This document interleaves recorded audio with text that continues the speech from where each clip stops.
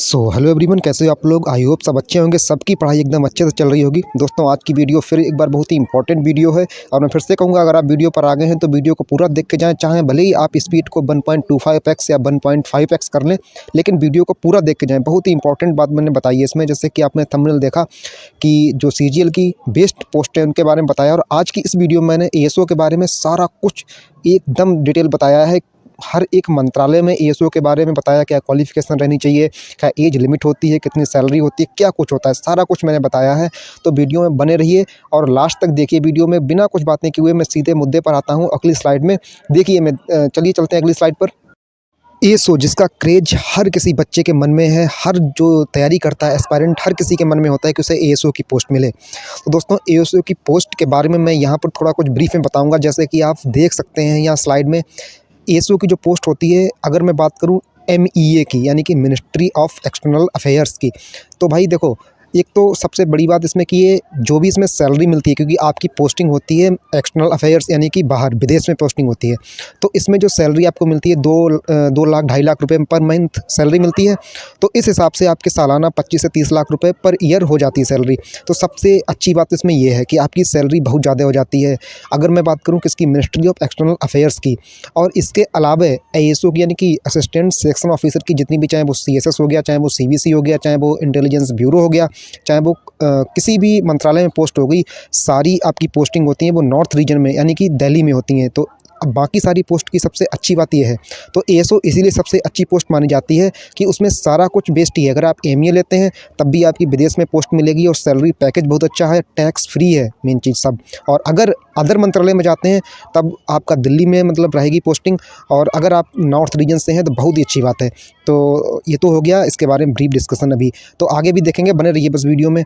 तो अगली स्लाइड में देखो, तो इस स्लाइड को ज़रा ध्यान से समझिएगा। देखो, जब बच्चे तैयारी करते हैं एस्पायरेंट, तो उसके बाद जब उन्हें पोस्टिंग मिलनी होती है, जब एग्ज़ाम क्लियर हो जाता है या क्लियर होने से पहले भी, मतलब हर किसी के मतलब मन में होता है कि लोकेशन वाइज, जैसे कोई अगर साउथ का बच्चा है तो उसे ज्योग्राफिकल रीजन चाहिए कि उसे साउथ में ही पोस्टिंग मिले, घर के पास मिले, हर कोई चाहता है। अगर कोई नॉर्थ का बच्चा है तो भाई बिल्कुल चाहेगा कि उसे दिल्ली में पोस्टिंग मिल जाए, वो अपने घर के आसपास आने जाने में उसे आसानी रहेगी। तो यहाँ मैंने कुछ लिखे हैं चॉइसेस, जो कि बेसिस पे, किस बेसिस पे बच्चे सिलेक्ट करते हैं। जैसे कि एक हो गया जियोग्राफिकल जो रीजन हो गया इसका, जो मैंने अभी बताया। दूसरा हो गया यूनिफॉर्म, यानी कि जैसे किसी को अगर एक्साइज इंस्पेक्टर की वर्दी चाहिए, उसको अपने कंधे पर 3 सितारे चाहिए, तो भाई उसको जियोग्राफिकल रीजन से मतलब नहीं है, उसे किसी भी चीज़ से मतलब नहीं है, उसको बस एक्साइज इंस्पेक्टर की वर्दी से मतलब है।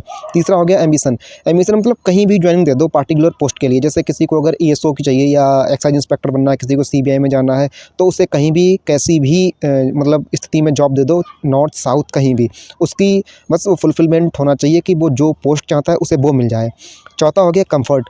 कंफर्ट से मेरा मतलब है, जैसे कि CBI की पोस्ट है तो उसमें क्या है कि आपको बहुत कम टाइम मिलता है कि आप फैमिली के लिए टाइम निकाल सकें। कुछ लोग ऐसे होते हैं जो टीचिंग भी करते हैं CGL में जाने के बाद, या और भी बहुत सारे काम होते हैं, तो आप उसके लिए टाइम निकाल सकें, तो भाई टाइम नहीं मिलता है।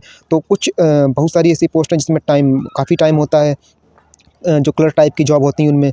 और पाँचवा रीज़न है पैसा, जो कि 70 to 80% लोगों के दिमाग में भाई होता ही होता है कि किस जॉब में, कि किस पोस्ट में मोटा पैसा है।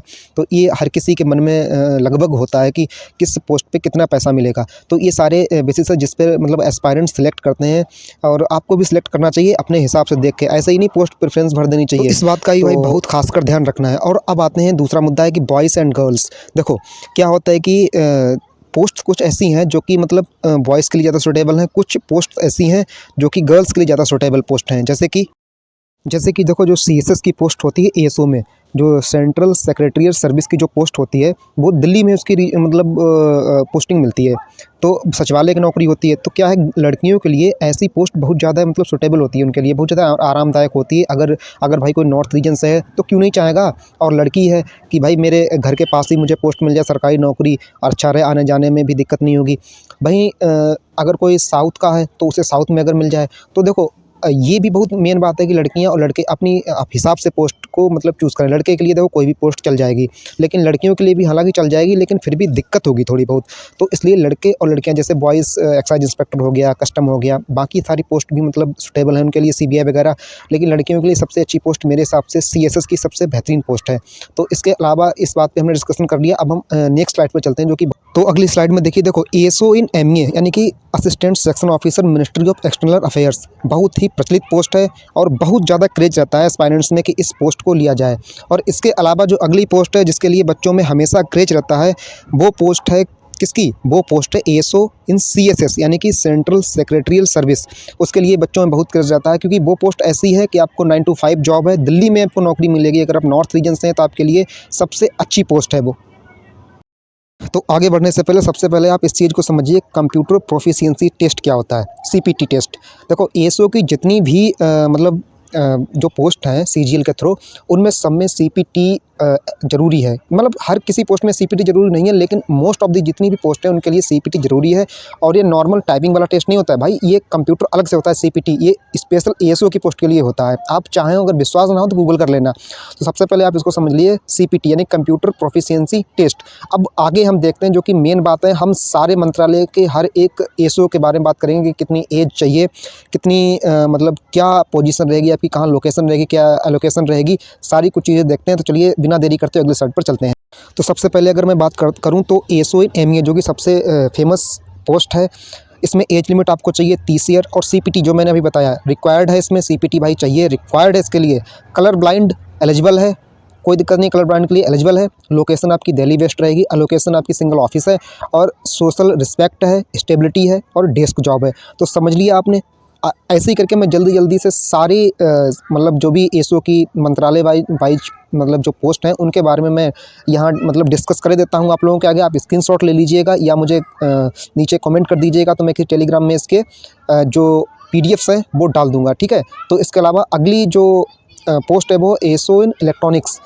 एएसओ इन इलेक्ट्रॉनिक्स में देखिए एज लिमिट है 30 ईयर्स, सीपीटी है not required, colour blind eligible है, लोकेशन दिल्ली बेस्ड है और एलोकेशन है आपकी सिंगल ऑफिस, ठीक है। तो ये हो गया एएसओ इन इलेक्ट्रॉनिक्स। और एएसओ इन इलेक्ट्रॉनिक्स के अलावा अगली जो पोस्ट है वो है एएसओ इन एनआईसी यानी कि असिस्टेंट सेक्शन ऑफिसर इन नेशनल इन्फॉर्मेटिक्स सेंटर। सबकी फुल फॉर्म बताते चल रहा हूँ मैं। एज लिमिट है 30 years, CPT not required, colour blind not eligible, location all India, allocation random है भाई, कहीं भी आपको एलोकेशन मिल सकती है। तो इसके बारे में हम रैंडम यहाँ मैंने लिखा है, ठीक है। और सबकी जो है फुल फॉर्म भी देख लीजिए, नेशनल इन्फॉर्मेटिक्स सेंटर, ठीक है। अगली पोस्ट पे चलते हैं। अगला है एएसओ इन कैट यानी कि सेंट्रल एडमिनिस्ट्रेटिव ट्रिब्यूनल, ठीक है। इसके बारे में देखते हैं। As limit 30 year, CPT not required, colour blind eligible, location all India और एलोकेशन रैंडम। मैंने फुल फॉर्म बता दी है, क्या है? सेंट्रल एडमिनिस्ट्रेटिव ट्रिब्यूनल, ठीक है। अगली पोस्ट पे चलते हैं। अगला है एएसओ इन सीबीसी यानी कि ASO in central vigilance commission. Age limit 30 year, CPT not required, colour blind eligible, location Delhi, allocation भी दिल्ली ही है इसकी। अगली पोस्ट पे चलते हैं। और भाई अगली जो पोस्ट है वो बहुत ही इंपॉर्टेंट है, एएसओ इन सीएसएस यानी कि assistant section officer in central secretarial service यानी कि सचिवालय की भाई जॉब है। और यही सबसे एएसओ जो एमईए होता है उसके बाद ये सबसे ज़्यादा फेमस है। तो इसकी एज लिमिट है 30 ईयर, सीपीटी रिक्वायर्ड है, कलर ब्लाइंड एलिजिबल है, लोकेशन दिल्ली है, एलोकेशन मिनिस्ट्री एलोकेटेड है, ठीक है। तो अगली पोस्ट पे चलते हैं हम। इसके बाद अगला है ASO in intelligence bureau. As limit 30 year, CPT not required, colour blind not eligible, location all India, allocation random. अगली चलते हैं पोस्ट। तो अगली पोस्ट है एएसओ इन एएफएचक्यू यानी कि assistant section officer in armed forces headquarter, ठीक है। इसकी फुल फॉर्म क्या है? इसकी फुल फॉर्म है armed forces headquarter civil service. तो इसकी एज लिमिट है 30 years, CPT required, colour blind eligible, location Delhi, location है सिंगल ऑफिस, ठीक है। अगली पोस्ट दोस्तों अगला है एएसओ इन रेलवे।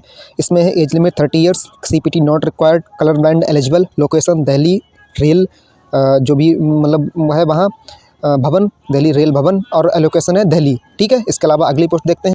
तो अगली पोस्ट है एएसओ इन पार्लियामेंट अफेयर्स। इसकी एज लिमिट है 30 year, CPT not required, colour blind eligible, location Delhi west, allocation भी इसकी दिल्ली है, ठीक है। तो आगे चलते हैं।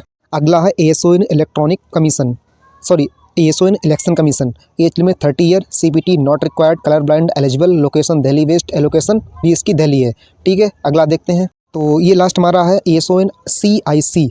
इसकी फुल फॉर्म क्या है?